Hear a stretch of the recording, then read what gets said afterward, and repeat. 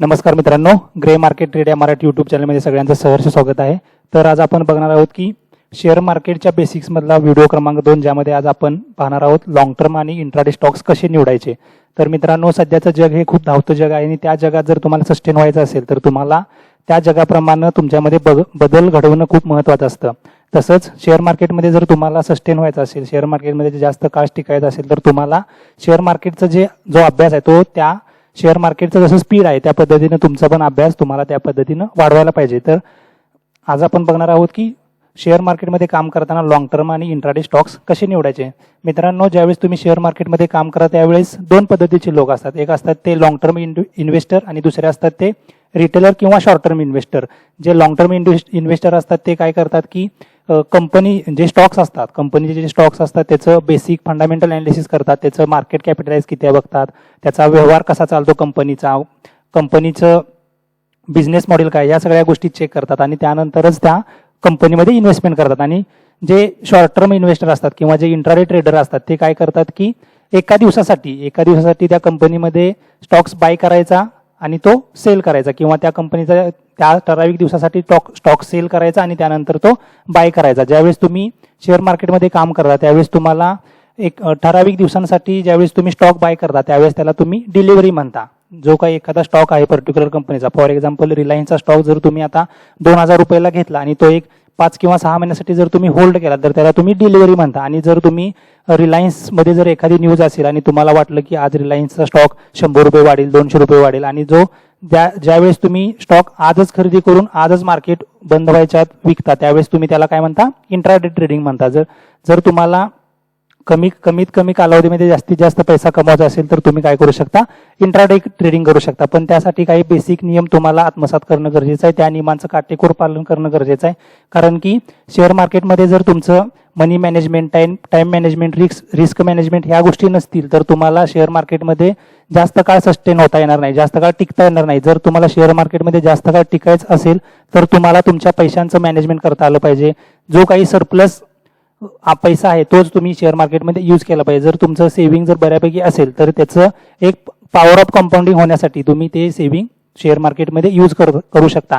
जर तुम्ही शेअर मार्केटमध्ये नवीन असाल तर शेअर मार्केटमध्ये सगळ्याच्या सगळा पैसा एका वेळी लावू नका. त्या शेअर मार्केटचा अभ्यास करा. तुम्ही एखाद्या पर्टिक्युलर स्टॉकवर 1 महिना 2 महिना नजर ठेवा. तो स्टॉक कसा मूव्ह करतो, त्याचं स्टॉकमध्ये बाईंग कसं होतं, स्टॉकमध्ये सेलिंग कसं होतं, बाईंग प्रेशर जास्त आहे का सेलिंग प्रेशर जास्त आहे, या गोष्टींचा जर तुम्ही अभ्यास केला, तो स्टॉक्स एखाद्या न्यूजला कसा रिॲक्ट करतो, तो कोणत्या सेक्टरमध्ये येतो, या सगळ्या गोष्टी जर तुम्ही ट्रॅक करत राहिला आणि जर त्या स्टॉकमध्ये तुम्ही इन्व्हेस्टमेंट केली तर त्यावेळेस तुमचा पोर्टफोलिओ नक्कीच हा प्लसमध्ये असण्याची शक्यता आहे. जर तुम्ही ब्लाइंडली जर कामं करायला शेअर मार्केटमध्ये तर तुमचा शेअर मार्केटमधलं नुकसान आहे ते नुकसान अनलिमिटेड असू शकतं. जेवढा तुम्ही शेअर मार्केटमध्ये पैसा घालणार आहे तेवढं तुमचं नुकसान होण्याचे चान्सेस इथं जास्त असतात. त्यामुळे ज्यावेळेस तुम्ही शेअर मार्केटमध्ये येतात त्यावेळेस शेअर मार्केटचा तुम्ही एक बऱ्यापैकी अभ्यास करून त्यावेळेस त्यामध्ये इन्व्हेस्टमेंट करा. आणि पॉवर ऑफ कंपाऊंडिंग या कन्सेप्टवर ज्यावेळेस तुम्ही विश्वास ठेवता आणि त्यानुसार काम करता त्यावेळेस तुम्हाला शेअर मार्केटमध्ये जो पैसा मिळणार आहे तो पैसा तुम्ही स्वप्नात पण विचार करू शकणार नाही, एवढा तुम्हाला पैसा त्यावेळेस मिळणार आहे.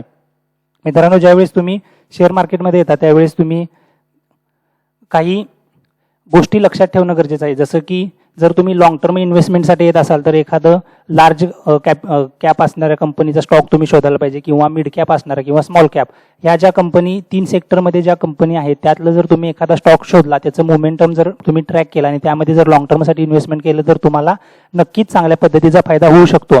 मित्रांनो, ज्यावेळेस तुम्ही शेअर मार्केटमध्ये काम करता त्यावेळेस तुम्ही जर पर्सेंट वाईज काम केलं, जर सपोज आता तुम्ही एक लाख रुपये घेऊन जर शेअर मार्केटमध्ये आला आणि त्याचं त्या 1 लाख रुपये तुम्ही 20,000 किंवा 25,000 रुपये वापरत असाल आणि जर तुम्ही त्याचं मंथली जर 5% 10% जर प्रॉफिटचं जर तुम्ही टार्गेट ठेवलं तर तुम्हाला वर्षाच्या शेवटपर्यंत तुमचं जे प्रॉफिट असणार आहे ते किमान 70 ते 80% प्रॉफिट असणार आहे. जर तुमचं जर लॉस वगैरे ह्या गोष्टी सगळ्या मॅनेज करून जर तुम्ही तो प्रॉफिट कॅल्क्युलेट केलं, जर तुम्ही रिस्क मॅनेजमेंट करत असाल, एखाद्या गोष्टीत जर तुम्हाला स्टॉप लॉस लावण्याची सवय असेल तर तुमचं जर रिस्क मॅनेजमेंट व्यवस्थित असेल तर तुम्हाला वर्षाच्या शेवटी किमान 60 ते 70% तरी प्रॉफिट तुमचं कोण घेऊन जाऊ शकणार नाही. त्यामुळे ज्यावेळेस तुम्ही मार्केटमध्ये येता त्यावेळेस मार्केटच्या सेंटिमेंटचा अभ्यास करा, मार्केटचं मूड माहोल काय हे बघा, त्यानंतरच तुम्ही मार्केटमध्ये इन्व्हेस्टमेंट करा.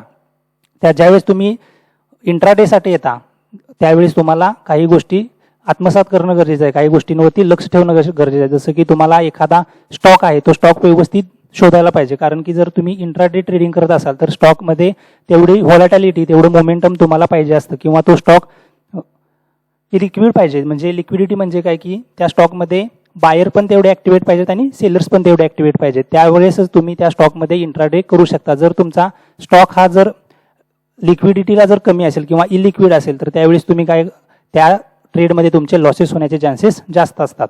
ज्यावेळेस तुम्ही शेअर मार्केटमध्ये येता त्यावेळेस तुम्हाला एक ट्रेडिंग प्लॅटफॉर्म गरजेचा असतो, ज्यासाठी तुम्ही एक चांगला ट्रेडिंग प्लॅटफॉर्म चूज करून त्या ट्रेडिंग प्लॅटफॉर्मवरती तुम्ही तुमचा जो काही बिझनेस आहे, जो तुमचा काही व्यवहार आहे शेअर मार्केटमध्ये तो करू शकता.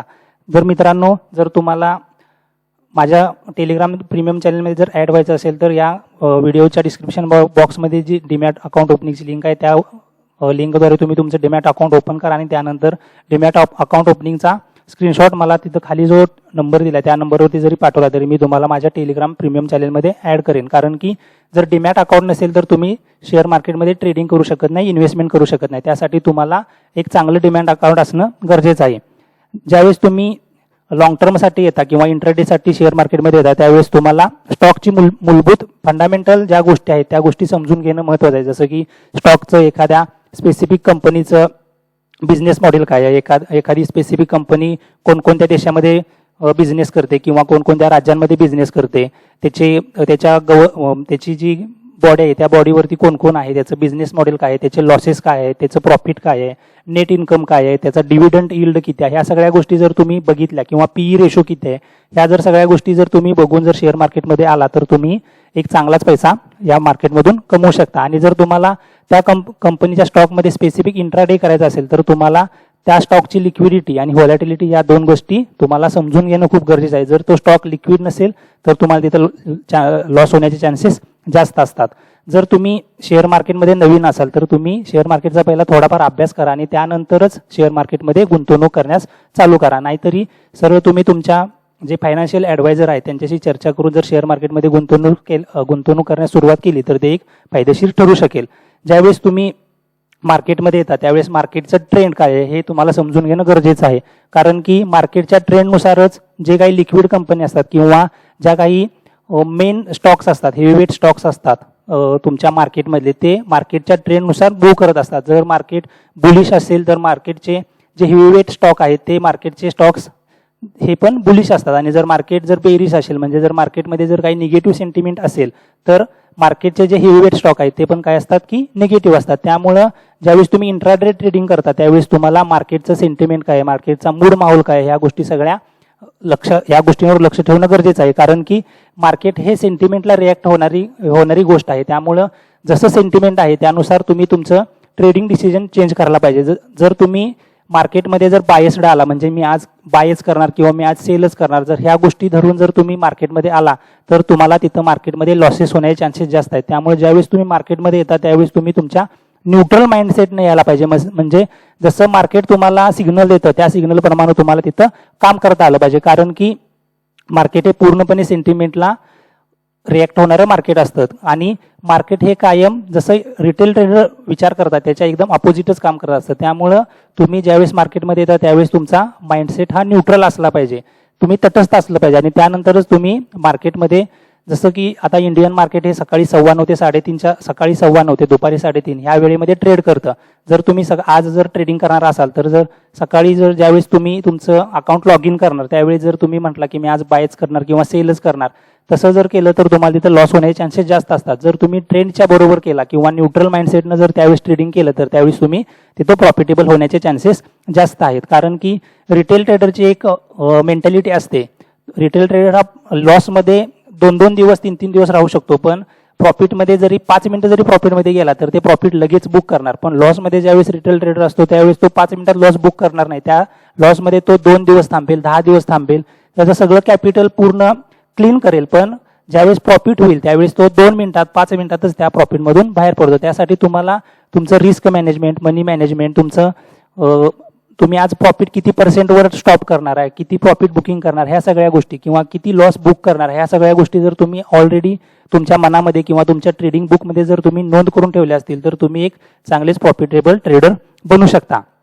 मित्रांनो, ज्यावेळेस तुम्ही शेअर मार्केटमध्ये काम करता त्यावेळेस अनेक गोष्टींवर लक्ष ठेवावं लागतं, जसं की नैसर्गिक आपत्ती आहे, जसं की कोरोना पॅन्डेमिक, जर कोरोना पॅन्डेमिकमध्ये सगळे जगातले जवळजवळ सगळेच शेअर बाजार हे काय होते की निगेटिव्ह होते, कारण की ते एक कोरोना पॅन्डेमिक ही अशी सिच्युएशन होती की त्याच्यावरती मार्केटनं निगेटिव्ह रिॲक्ट केलेलं. त्यानंतर युद्ध, जर आता तुम्ही प्रिव्हियस एक 4-5 महिन्यापूर्वी बघितलं असेल, जर रशिया युक्रेन युद्ध, त्यावेळेस तर मार्केटमध्ये पूर्णपणे निगेटिव्ह सेंटिमेंट होतं, कारण की जर रशियानं युक्रेनवर अणुबॉम्ब टाकला तर असं होईल तसं होईल, ह्या सगळ्या गोष्टींना मार्केट हे निगेटिव्ह रिॲक्ट करत असतं. त्यामुळं ज्यावेळेस तुम्ही ट्रेडिंगसाठी येता त्यावेळेस त्या मार्केटचा मूड माहोल काय आहे, मार्केट आज बुलिश आहे का बेरिश आहे, मार्केटमध्ये एखादी निगेटिव्ह न्यूज येणार आहे का, या जर गोष्टींचा विचार करून तुम्ही जर मार्केटमध्ये आला तर तुम्ही एक चांगली कमाई करू शकता. कारण की इंडियन इक्विटी मार्केटमधले जे स्टॉक्स आहेत, हेवीवेट स्टॉक्स, ते न्यूजला रिॲक्ट होणारे स्टॉक्स आहेत. जसं की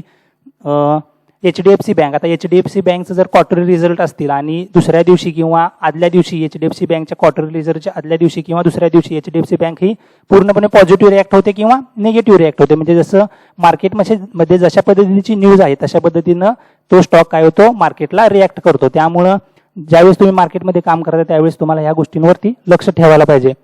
त्यानंतर ज्यावेळेस तुम्ही मार्केटमध्ये काम करता त्यावेळेस तुम्हाला गो विथ ट्रेंड ही गोष्ट जर तुम्ही आत्मसात केली, जर आज मार्केट बुलिश आहे तर तुम्ही फक्त बायच करणार, आणि जर मार्केट आज बेरिश असेल तर तुम्ही एखादी इक्विटी सेल करणार. जर ह्या गोष्टींकडे जर तुम्ही लक्ष दिलं तर तुम्ही एक प्रॉफिटेबल ट्रेडर बनू शकता. मित्रांनो, ज्यावेळेस तुम्ही लॉंग टर्मच्या विचारानं मार्केटमध्ये येता त्यावेळेस तुम्ही एखाद्या स्पेसिफिक कंपनीचं एक फंडामेंटल अनालिसिस करता आणि त्यानंतर त्यामध्ये तुम्ही इन्व्हेस्टमेंट करता. पण ज्यावेळेस तुम्ही शॉर्ट टर्मसाठी किंवा इंट्राडेसाठी मार्केटमध्ये येतात त्यावेळेस तुम्हाला काही नियम स्वतःच्या मनाला घालायला पाहिजेत. जसं की ट्रेडिंग बुक तयार करणं किंवा लिमिटेड स्टॉक्सवरतीच इंट्राडे करणं किंवा सेक्टर स्पेसिफिक स्टॉकवरतीच इंट्राडे करणं किंवा ज्या कंपनीचे आज रिझल्ट आहेत किंवा ज्या कंपनीचे ऑलरेडी 1-2 दिवसापूर्वी रिझल्ट लागलेत किंवा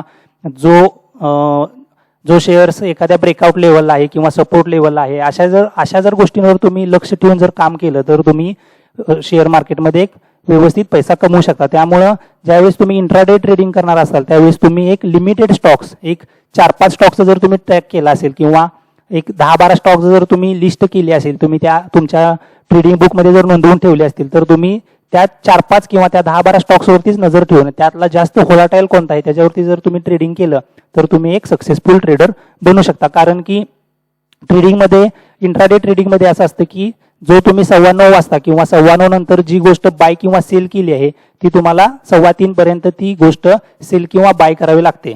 त्यामुळं इंट्राडे ट्रेडिंगमध्ये ज्यावेळेस तुम्ही काम करता त्यावेळेस तुमचं जे काही प्रॉफिट आहे, तुमचं जो काही लॉस आहे तो बुक करणं खूप गरजेचं असतं. आणि मित्रांनो, अजून एक दुसरी गोष्ट लक्षात ठेवा की ज्यावेळेस तुम्ही इंट्राडे ट्रेडिंग करता त्यावेळेस तुम्हाला स्टॉप लॉस ही खूप महत्वाची गोष्ट असते. पण रिटेल ट्रेडर काय करतात की स्टॉप लॉस कोणत्याच गोष्टीसाठी स्टॉप लॉस घेत नाही. जरी ते ऑप्शन ट्रेडर असतील किंवा ते स्टॉक स्पेसिफिक ट्रेडर असतील तर ते स्टॉप लॉस घेण्यास खूप घाबरतात. पण जर तुमचा 20 रुपयाचा स्टॉप लॉस असेल आणि जर तुमचा तो स्टॉप लॉस तो रिटेल ट्रेडर घेणार नाही, पण तिथे जर तुम्हाला 200 रुपयाचा जरी लॉस दिसत असेल तर तो रिटेल ट्रेडर काय करणार, त्या ट्रेडमध्ये राहणार. त्याला वाटणार की आता हा 200चा लॉस आहे तर हा 200चा लॉस कव्हर होऊन नंतर 400-500 रुपयाचं प्रॉफिट आपल्याला होऊ शकतं. पण जर तुम्ही स्टॉप लॉस जर प्रॉपर फॉलो केला तर तुम्हाला तुमचं कॅपिटल पूर्ण वॉश होण्यापासून तुम्ही वाचणार आहे. तुमचं जे कॅपिटल आहे मार्केटमधलं ते प्रोटेक्ट करण्याचं काम कोण करतं, ते स्टॉप लॉस करतं. जो स्मार्ट ट्रेडर असतो तो काय करत असतो की जो स्टॉप लॉस नुसार एखाद्या आता स्पेसिफिक इंट्राडे ऑप्शन असेल किंवा स्पेसिफिक इक्विटी असेल, जर त्या इक्विटीचा स्टॉप लॉस तो फॉलो करत असतो आणि त्यानुसार तिथं काम करत असतो. मित्रांनो, ज्यावेळेस तुम्ही इंट्राडे करत असता त्यावेळेस तुम्ही तुमचं प्रॉफिट जे काही प्रॉफिट आहे, जे काही लॉस आहे, याचा रिस्क रिवॉर्ड रेशो तुम्हाला मेंटेन ठेवता आला पाहिजे. जर तुम्ही 5 रुपयाची रिस्क घेणार असाल मार्केटमध्ये तर तुमचा रिवॉर्ड हा 10 किंवा 15 रुपयाच्या दरम्यान असायला पाहिजे, तरच तुम्ही मार्केटमध्ये जास्त काळ सस्टेन राहू शकता. जर तुमचा रिवॉर्ड जर रिस्क तुम्ही 5 रुपयाची घेणार आणि रिवॉर्ड तुमचा जर 1 रुपयाचा असेल तर तुम्हाला तिथं प्रॉफिटेबल ट्रेडर होऊ शकणार नाही. त्यामुळं जेवढी तुमची रिस्क घेण्याची कॅपॅसिटी आहे तेवढी तुम्ही रिस्क घ्या. आणि जर तुम्हाला तुमचा एखादा ट्रेड जर जास्त प्रॉफिटमध्ये जात असेल तर त्यातलं जेवढं काही प्रॉफिट तुम्हाला बुक करता येते तेवढं ते प्रॉफिट तुम्ही बुक करायचा प्रयत्न करा. ही गोष्ट तुम्हाला जसं जसं तुम्ही मार्केटमध्ये जास्त दिवस ट्रेडिंग कराल, जसं जसं तुम्ही मार्केटचं बिहेवियर समजून घ्याल, स्टॉकचं बिहेवियर समजून घ्याल, तसं तसं तुम्हाला मार्केटमधल्या या गोष्टी समजतील. जर तुम्हाला वाटत असेल की बाबा मी आज एका दिवसातच श्रीमंत होणार आणि मार्केटमधून मी आज 1 लाख रुपये तर उद्या मला 10 लाख रुपये मिळणार, असं काही होत नसतं. जर तुम्हाला मार्केटमध्ये खरंच टिकायचं असेल तर तुम्ही पॉवर ऑफ कंपाऊंडिंग किंवा जो काही नफा आहे म्हणजे पर्सेंट वाईज जर तुम्ही कॅल्क्युलेशन केलं तर त्या कॅल्क्युलेशननुसार जर तुम्ही काम केलं तर तुम्हाला शेअर मार्केटमध्ये 1 लाखाचे 10 लाख रुपये मिळवणं शक्य आहे, पण 1 लाखाला 1 लाख रुपये घालवणं पण तेवढंच शक्य आहे. त्यामुळं जर तुम्ही पर्सेंट वाईज जर तुमचं प्रॉफिट, पर्सेंट वाईज जर तुम्ही तुमचा लॉस डिफाईन केला आणि जर त्यानुसारच तुमचा रिस्क रिवॉर्ड रेशो ठेवला तर तुम्ही मार्केटमध्ये एक चांगले ट्रेडर बनू शकता. मित्रांनो, ज्यावेळेस तुम्ही ट्रेडिंग करता त्यावेळेस तुम्हाला योग्य ट्रेडिंग प्लॅटफॉर्म निवडणं खूप गरजेचं आहे, कारण की आता मार्केटमध्ये भरपूर काही ट्रेडिंग प्लॅटफॉर्म आलेत आणि जर चांगले ट्रेडिंग प्लॅटफॉर्म बघायला गेलं जसं झिरोदा आहे, एंजल ब्रोकिंग आहे किंवा अपस्टॉक आहे किंवा ॲलिस ब्ल्यू आहे किंवा ग्रो आहे, जर हे काय करतात की तुम्हाला इंट्राडेसाठी स्टॉक्सचं तुम्हाला काय करतात ॲडवायझरी पण प्रोव्हाइड करतात आणि तुम्हाला सजेशन्स पण देतात. जसं की एंजल ब्रोकिंग आहे, तर एंजल ब्रोकिंग काय करते की त्यांची एंजल ॲडवायझरी आहे, त्यामध्ये ते काय करतात की तुम्हाला नोटिफिकेशन सेंड करतात किंवा मेसेज करतात की बाबा हा स्टॉक इंट्राडेसाठी तुम्ही बाय करू शकता किंवा सेल करू शकता. जर तुम्हाला स्टॉकचं स्क्रीनिंग करायला जमत नसेल, जर तुम्हाला स्टॉकचं स्क्रीनिंग करायला तेवढा वेळ नसेल तर तुम्ही त्या पर्टिक्युलर जे काही ट्रेडिंग प्लॅटफॉर्म आहे त्या ट्रेडिंग प्लॅटफॉर्मचे जे काही ॲडवायझरी आहे त्या ॲडवायझरीवरती तुम्ही तिथं लक्ष ठेवून जरी ट्रेड केला तरी तुम्हाला एक चांगलं प्रॉफिट कमवता येतात. आता फॉर एक्झाम्पल मी तुम्हाला इथे दाखवतो. आता हे माझं एंजल ब्रोकिंगचं अकाउंट आहे, तर इथं एक ॲडवायझरी कॅटेगरी असते. ज्यावेळेस तुम्ही होमला जाता त्यावेळेस इथे एक ॲडवायझरी कॅटेगरी असते आणि इथं तुम्हाला short term, intraday, commodity, currency ज्यामध्ये तुमचा इंटरेस्ट आहे. जर तुम्हाला शॉर्ट टर्म इक्विटीमध्ये जर इन्व्हेस्टमेंट करायची असेल किंवा ऑप्शन ट्रेडिंगमध्ये जर इन्व्हेस्टमेंट करायची असेल तर इथं तुम्हाला सिग्नल्स दिले जातात आणि त्या सिग्नलनुसार तुम्ही तिथं इन्व्हेस्टमेंट करू शकता. आता फॉर एक्झाम्पल इथं दिले सन फार्मामध्ये इन्व्हेस्टमेंट करा, तर त्याचा मॅक्सिमम लॉस किती आहे 63 रुपये, मॅक्सिमम प्रॉफिट किती आहे 329 रुपये. तर इथं तुम्हाला तिथं रिस्क रिवॉर्ड रेशो त्यांनी डिफाईन करून दिलेला असतो, त्यानुसार जरी तुम्ही ट्रेड केलं तर तुम्हाला एक चांगलं प्रॉफिट तिथं होऊ शकतं. मित्रांनो, असे काही ट्रेडिंग प्लॅटफॉर्म आहेत की ते तुम्हाला बाय आणि सेल सोबत काही ॲडवायझरी पण प्रोव्हाइड करतात. त्यामुळे ट्रेडिंग प्लॅटफॉर्म चूज करताना तुम्ही तुमचा व्यवस्थित विचार करून ट्रेडिंग प्लॅटफॉर्म चूज करायला पाहिजे, कारण की हे ट्रेडिंग प्लॅटफॉर्म काय करतात इंट्राडेसाठी यांचे चार्जेस जरा बऱ्यापैकी जास्त असतात, म्हणजे 40 रुपये 50 रुपयाच्या दरम्यान पर ऑर्डर हे चार्जेस घेतात. पण काही ब्रोकर असे असतात की ते तुम्हाला 0 ब्रोकरेज घेतात, पण तुमचे ज्या ऑर्डर आहेत त्या एक्झिक्यूट म्हणजे बाईंगची ऑर्डर असेल तर ती एक्झिक्यूट होण्यास खूप वेळ लावतात. त्यामुळे काय होतं की कधी कधी तुमची हायर प्राइसला तुमची ऑर्डर बाय होते किंवा लोअर प्राइसला तुमची ऑर्डर सेल होते. त्यामुळं एक चांगला ट्रेडिंग प्लॅटफॉर्म निवडणं खूप महत्त्वाचं आहे. त्यामुळे तुम्ही ज्यावेळेस शेअर मार्केटमध्ये काम करता त्यावेळेस एक ट्रेडिंग प्लॅटफॉर्म निवडणं खूप गरजेचं असतं.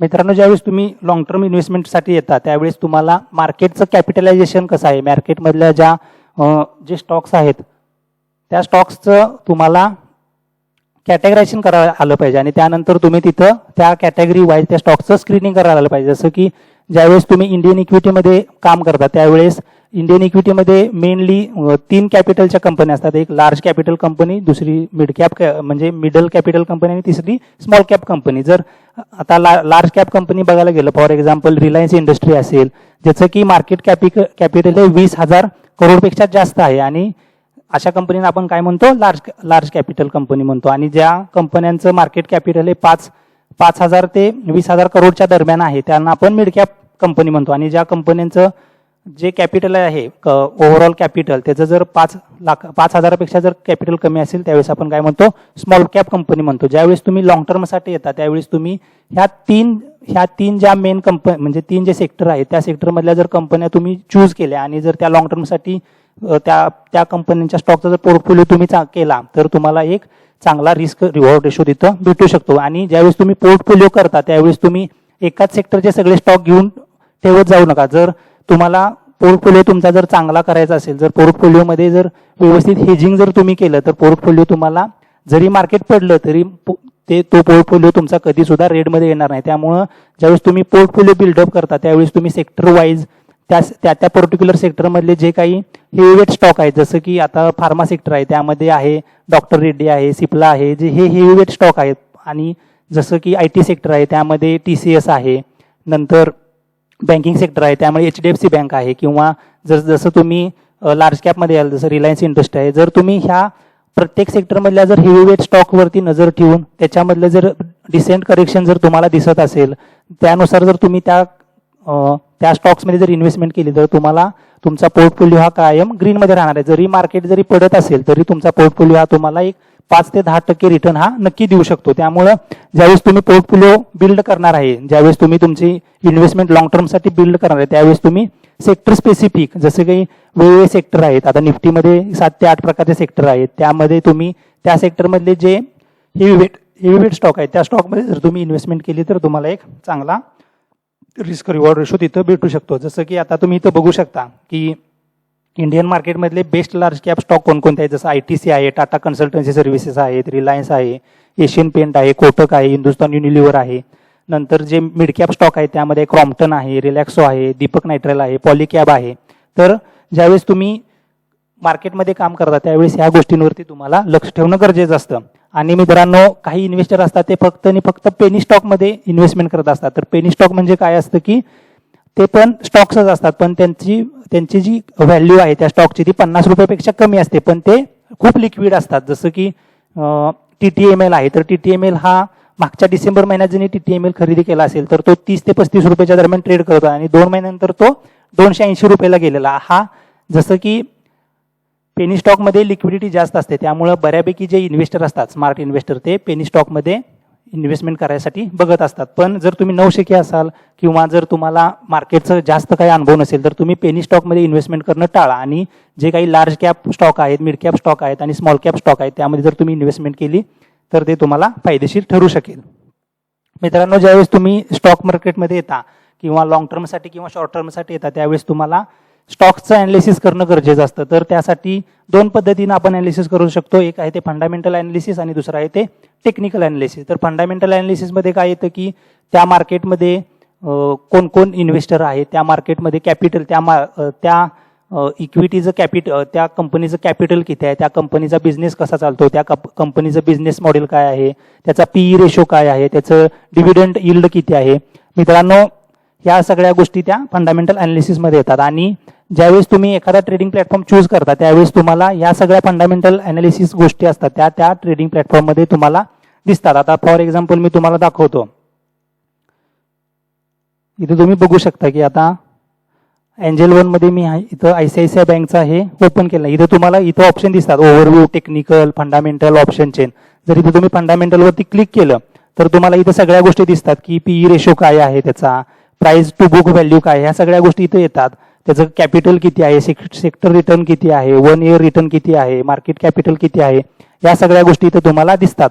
त्यामुळे एक चांगला ट्रेडिंग प्लॅटफॉर्म चूज करणं हे तुमच्या हातात आहे. जर तुम्ही एक चांगला ट्रेडिंग प्लॅटफॉर्म चूज केला तर तुम्हाला ह्या सगळ्या गोष्टी, म्हणजे जरी तुम्हाला तुमच्या बिझी शेड्यूलमधून जर स्टॉक स्क्रीनिंग करायला टाइम नाही मिळाला तरी त्या जे काही ट्रेडिंग प्लॅटफॉर्म आहे ते तुम्हाला स्टॉक स्क्रीन करून देतात. जर तुम्ही तिथलं फंडामेंटल गोष्टी बघितल्या, टेक्निकल गोष्टी बघितल्या, तिथं तुम्हाला आणि पण भरपूर गोष्टी येतात तिथं. जसं की ICICI बँक हा शुक्रवारच्या ट्रेडिंग सेशन मध्ये ऍक्टिव्ह बाय व्हॉल्यूम होता किंवा ह्यामध्ये ट्रेडिंग जास्त झालं असं इथं इंडिकेट होतं. त्यामुळं जर तुम्हाला तेवढा स्टॉक स्क्रीनसाठी वेळ नसेल तर तुम्ही एक चांगला ट्रेडिंग प्लॅटफॉर्मवरती जर ट्रेडिंग करत असाल तर तुम्हाला ते ट्रेडिंग प्लॅटफॉर्म काय करतं की ऍडवायझरी प्रोव्हाइड करतं आणि त्यानुसार तुम्ही तिथं ट्रेड करू शकता.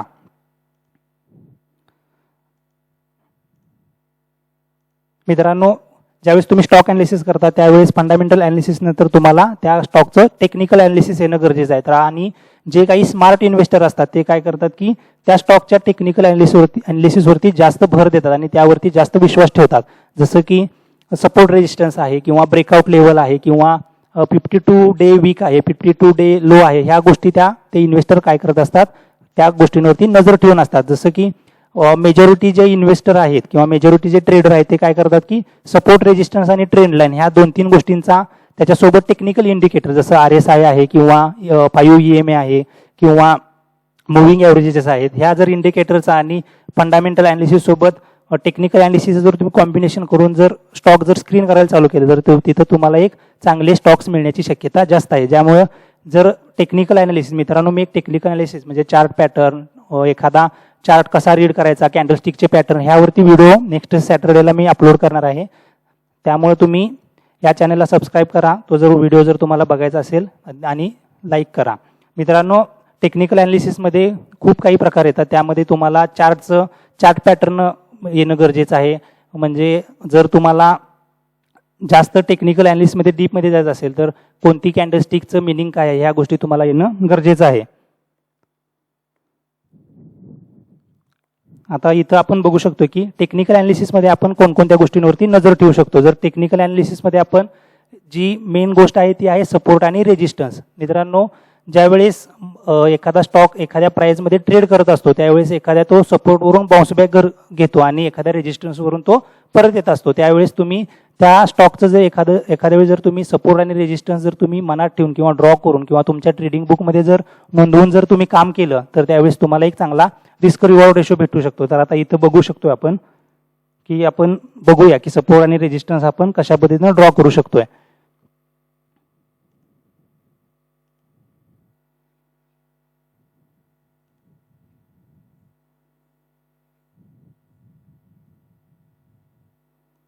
आता इथं आपण एक उदाहरण घेऊया, कोटक बँक.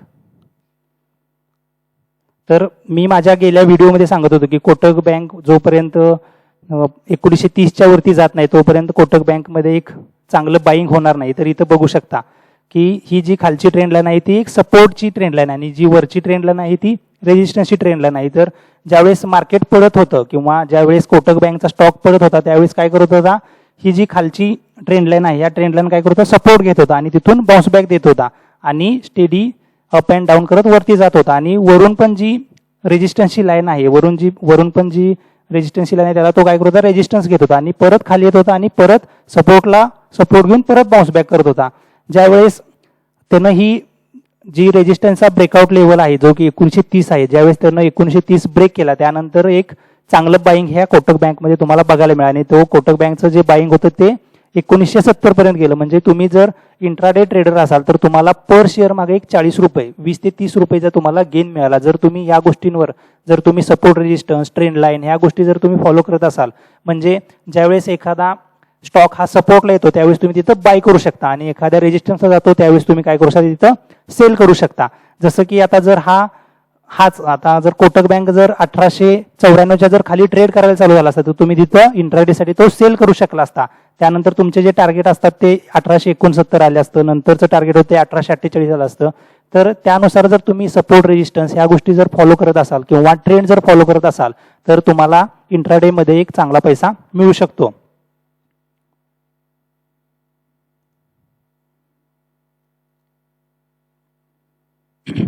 ज्यावेळेस तुम्ही इंट्राडेमध्ये ट्रेडिंग करता त्यावेळेस तुम्हाला चार्ट पॅटर्न येणं खूप गरजेचं आहे. जसं की डबल टॉप आहे, डबल बॉटम आहे, हेड अँड शोल्डर पॅटर्न आहे किंवा हॅमर कॅन्डल आहे, शूटिंग स्टार कॅन्डल आहे. ह्या गोष्टींचं जर तुम्हाला चार्टवरती जर व्यवस्थित रिडिंग करता आलं तर तुम्ही एक तिथं व्यवस्थित ट्रेड करू शकता. त्यामुळं एक आपण नेक्स्ट सॅटर्डेला एक चार्ट पॅटर्नवरती पण व्हिडिओ टाकणार आहे. त्यामुळं तुम्ही या चॅनलच्या टचमध्ये राहा, त्यामुळे जेणेकरून तुम्हाला कळेल की चार्ट पॅटर्नचे प्रकार काय असतात, नक्की चार्ट कसा रीड करायचा असतो, चार्टची डावी बाजू ही उजव्या बाजूला रिफ्लेक्ट होण्याचे चान्सेस काय असतात हे चार्ट पॅटर्नवरती आपल्याला समजतं. कारण की मेजॉरिटी इन्व्हेस्टर कशावरती बिलीव्ह करतात की स्टॉकची किंमत ही एका वर्तुळात फिरत असते. त्यामुळं जर स्टॉक हा 1 रुपयाचा 100 रुपयाला गेला असेल तर तो 100 रुपयाचा 80 रुपयाला पण येऊ शकतो आणि 80 रुपयापासून तो नंतर 110 रुपयाला पण जाऊ शकतो. ह्या सगळ्या गोष्टी कुठं असतात की तुमच्या त्या चार्टवरती असतात. त्यामुळे तुम्हाला चार्ट ट्रेडिंग येणं खूप गरजेचं आहे.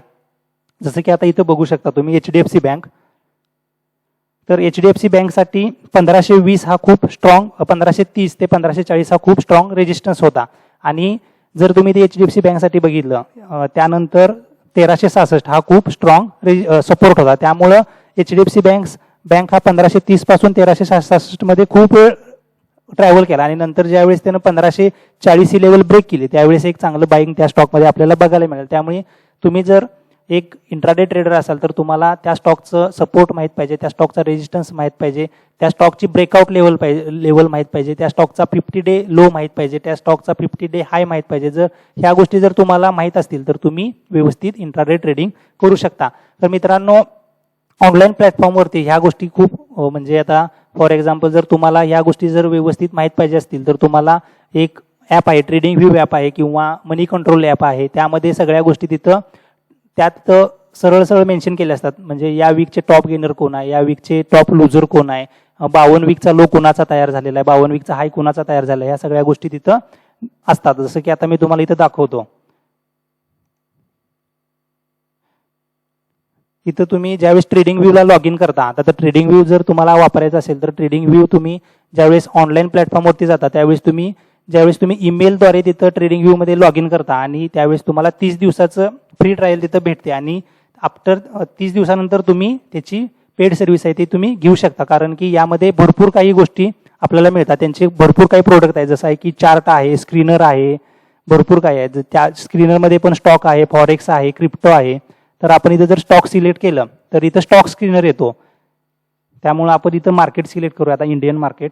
कारण की ट्रेडिंग व्ह्यू हे ओव्हरऑल जे काही तुमचं वर्ल्ड वाईड मार्केट आहे त्या ट्रेडिंग व्ह्यू त्या वर्ल्ड वाईड मार्केटसाठी इथं तुम्हाला स्टॉक स्क्रीनिंग प्रोव्हाइड करतात. आता तुम्ही जर इथं इंडियन मार्केट सिलेक्ट केलं तर तुम्हाला इथं येते बघा ओव्हरव्ह्यू, न्यूज, आयडियाज, इथं all stocks, large cap, small cap, largest employee, highest dividend, highest income, इथं 52 most active, unusual value, most volatile, high beta, ह्या सगळ्या गोष्टी इथं तुम्हाला 52 day week low, 52 week high, ह्या सगळ्या गोष्टी इथं तुम्हाला मेन्शन केलेल्या असतात. त्यामुळे जर तुम्हाला जर स्क्रीनिंग जर जमत नसेल, म्हणजे मॅन्युअली जर स्क्रीनिंग जमत नसेल तर तुम्ही ऑनलाईन प्लॅटफॉर्मवरती पण स्क्रीनिंग करू शकता की जिथं तुम्हाला चांगले चांगले स्टॉक्स इथं तुम्हाला मिळू शकतील. इथं एक पेनी स्टॉकचा पण ऑप्शन आहे की जिथं तुम्हाला जर तुम्ही पेनी स्टॉकमध्ये जर इन्व्हेस्टमेंट करायला इच्छुक असाल तर तुम्ही त्या पेनी स्टॉकमध्ये इन्व्हेस्टमेंट करू शकता.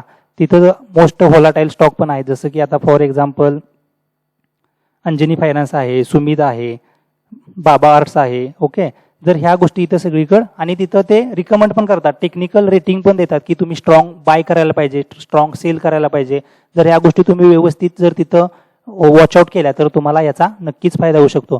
त्याच्यासोबत मनी कंट्रोल पण ॲप आहे. मनी कंट्रोल ॲपवरती पण तुम्हाला भरपूर साऱ्या गोष्टी मिळतात की जसं कंपनीचं फंडामेंटल आहे, कंपनीचं 52 आठवड्याचा लो काय आहे, 52 आठवड्याची रेंज काय आहे, ह्या सगळ्या गोष्टी, इन्कम स्टेटमेंट काय आहे त्या कंपनीचं, परफॉर्मन्स काय आहे, टेक्निकल इंडिकेटर काय सांगतो की बाबा तो ऑप्शन बाय करायचा का सेल करायचा. जर ह्या गोष्टी जर तुम्हाला ऑनलाईन प्लॅटफॉर्मवरती जर बघायच्या असतील तर ट्रेडिंग व्ह्यू हे खूप छान ऑनलाईन प्लॅटफॉर्म आहे की ज्याच्यावरती तुम्ही टेक्निकल स्क्रीनिंग करू शकता स्टॉकचं. त्याच्यासोबत आहे दुसरं आहे ते मनी कंट्रोल आहे. त्यानंतर अजून दुसरे एक ॲप आहे ते म्हणजे स्टॉक एज आहे. स्टॉक एजवरती पण तुम्ही बऱ्या पद्धतीनं तिथं तुम्ही स्क्रीनिंग करू शकता. त्यामध्ये ट्रेंडिंग स्टॉक एजमध्ये काय काय प्रोव्हाइड केलं असतं, ट्रेंडिंग स्टॉक असतात, तिथं वीकली ब्रेकआउट असतात, हाय डिलिव्हरी पर्सेंटेज स्टॉक असतात, कॅन्डलस्टिक स्कॅन असतात. जर तुम्ही ह्या जर स्टॉक एजचं जर पेड व्हर्जन घेतलं तर तुम्हाला यामध्ये भरपूर काही गोष्टी तुम्हाला मिळू शकतात. त्यामुळं जर तुम्हाला मॅन्युअली स्क्रीनिंग करता येत नसेल तर तुम्ही ऑनलाईन प्लॅटफॉर्मचा यूज करा, ऑनलाईन प्लॅटफॉर्मचा व्यवस्थित वापर करा आणि त्यानुसार तुम्ही तुमचं इंट्राडे किंवा लॉंग टर्म इन्व्हेस्टमेंट आहे ते तुम्ही मार्केटमध्ये करू शकता.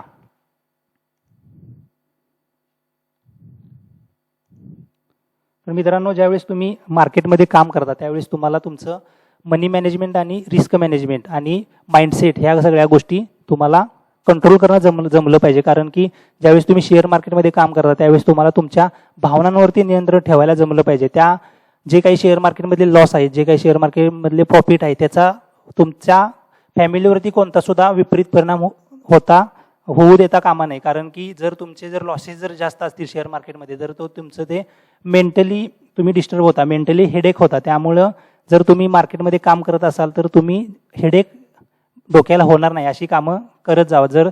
जर तुम्हाला जास्त भीती वाटत असेल, जर मार्केटमध्ये काम करायला जर जास्त भीती वाटत असेल तर तुम्ही पहिला मार्केटमध्ये जे काही गोष्टी होतात त्या गोष्टी समजून घ्या, त्यानंतरच मार्केटमध्ये तुम्ही इन्व्हेस्टमेंट करायला चालू करा. जर तुम्ही ब्लाइंडली जर मार्केटमध्ये इन्व्हेस्टमेंट करत असाल तर ते तुमच्यासाठी एक डोकेदुखी ठरू शकतं. त्यामुळे ज्यावेळेस तुम्ही मार्केटमध्ये याल त्यावेळेस तुम्ही जे काही ऑलरेडी मार्केटमध्ये आहेत त्यांचे सल्ले घ्या. यूट्यूबवर भरपूर काही व्हिडिओ आहेत, ते व्हिडिओ बघा किंवा क्लास करा आणि भरपूर साऱ्या गोष्टी असतात त्या गोष्टी आत्मसात करा. त्यासाठी टाइम द्या. कारण की जसं तुम्हाला डॉक्टर होण्यासाठी 12वी नंतर MBBS करावं लागतं, BAMS करावं लागतं, जसं तुम्हाला स्टॉक मार्केटमध्ये सस्टेन होण्यासाठी तुम्हाला त्या गोष्टींचा अभ्यास करायला पाहिजे, त्यासाठी तेवढा टाइम द्यायला पाहिजे, तरच तुम्ही एक स्टॉक मार्केटमध्ये एक सक्सेसफुल ट्रेडर होऊ शकता. तर मित्रांनो, हा जर व्हिडिओ तुम्हाला आवडला असेल तर या व्हिडिओला लाईक करा, चॅनेलला सबस्क्राईब करा. धन्यवाद.